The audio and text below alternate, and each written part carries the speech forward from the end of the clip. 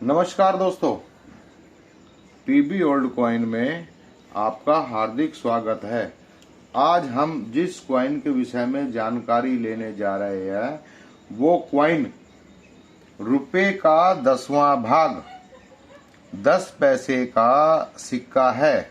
और दोस्तों ये जो कॉइन है, ये जो सिक्का है, ये 1968 से और 1971 तक बनाया गया था। ठीक है दोस्तों। और दोस्तों अब हम इस सिक्के के विषय में थोड़ी सी और जानकारी हासिल करते हैं। इसके अग्रभाग में रुपए का 10वां भाग लिखा हुआ है, नीचे 10 पैसे और नीचे लिखा 1969। और दोस्तों ये कोलकाता मिंट का कॉइन है। और दोस्तों इसमें दूसरी तरफ भारत, इंडिया और बीच में अशोक स्तंभ और नीचे सत्यमेव जयते। और दोस्तों इसमें नीचे अशोक स्तंभ के नीचे सत्यमेव जयते लिखा हुआ नहीं है। ठीक है दोस्तों। और जो ये कॉइन मेरे हाथ में देख रहे हैं, इसके अंदर जो लोयन है, लोयन के दांत भी नहीं दिखाई दे रहे हैं। इसमें लोयन के दांत नहीं है। ठीक है दोस्तों। और दोस्तों इस कॉइन का जो मेटल है वो एल्युमिनियम ब्रोंज है। ठीक है दोस्तों। और जो इसका वेट है वो 4.25 ग्राम है। और दोस्तों मैं अब आपको इसका वेट करके आपको दिखाता हूँ। और दोस्तों जो इसका वेट है 4.31 ग्राम है। ठीक है दोस्तों। और साइज जो है वो इस कॉइन का 23 mm है और शेप जो है सर्कुलर है। ठीक है दोस्तों।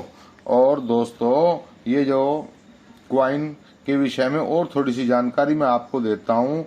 1968 में ये कॉइन बॉम्बे, कलकत्ता और हैदराबाद से बनाया गया था, जो कि तीनों ही कॉमन की कैटेगरी में आते हैं। ठीक है दोस्तों। 1969 में यह कॉइन बॉम्बे, कलकत्ता, हैदराबाद से बनाया गया था। और दोस्तों इसमें जो कलकत्ता का कॉइन है वो स्क्वायर की कैटेगरी में आता है। और दोस्तों 1970 में भी ये बॉम्बे और कलकत्ता से बनाया गया था, जिसमें कलकत्ता का स्क्वायर की कैटेगरी में है। और 1971 में बॉम्बे से बनाया गया था। ठीक है दोस्तों। 1969 का 10 पैसे का भारतीय सिक्का एल्युमिनियम का था, जो 1964 से 1968 के दौरान धातु की बढ़ती लागत और उच्च मुद्रास्फीति के कारण इस्तेमाल होने लगा था। यह भारतीय रुपए का 10वां भाग मूल्य वर्ग का सिक्का था, जिसका अर्थ है कि 10 पैसे का जो 10 पैसे 1 रुपए के 10वें भाग हिस्से के बराबर है।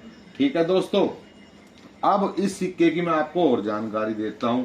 भारत सरकार ने सिक्का अधिनियम 2011 के तहत 25 पैसे और उससे कम मूल्य वर्ग के सभी सिक्कों को 30 जून 2011 से आम चलन से बंद कर दिया था, जिसमें 10 पैसे का 1969 का सिक्का भी शामिल था, क्योंकि ये अब वैध मुद्रा नहीं रहे। इस निर्णय का कारण बड़े पैमाने पर छोटे मूल्य वर्ग के सिक्कों का महत्वहीन होना था, जिसके कारण इन्हें सर्कुलेशन से हटा दिया गया था। ठीक है दोस्तों।